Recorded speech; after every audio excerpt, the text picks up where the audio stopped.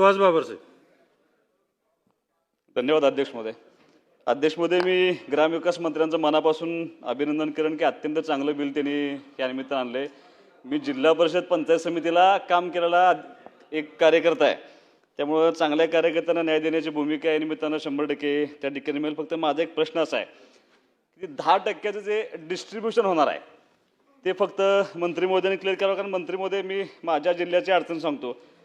राष्ट्रवादी 18 आहे, भाजप 18 आहे, शिवसेना आमची 7 आहे, अजितदादांचं राष्ट्रवादी 6 आहे, उबाटाचा 1 सदस्य आहे. मग आता आपण एक पकडताना 7 जर सदस्य माझे असतील तर 0.70ला तो 1 सदस्य होणार का मला अजून तिघांची जोडणी परत करावी लागणार आहे? तर ते 0.70 मी माझं सांगतोय. फक्त समजा आता काही जण 3 जण आहेत का, आता पंचायत समितीला 3 आहेत, काही ठिकाणी 4 आहेत. मग 20% पकडताना समजा माझे 4 असतील तर ते 8 झाले. मग मी 2 घ्यायचे का 1च घ्यायचा?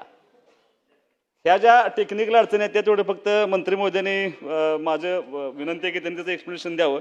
आणि तुमचं मनापासून अभिनंदन. एक चांगलं विधेयक तुम्ही मांडल्याबद्दल तुमचं धन्यवाद. बडोले साहेब.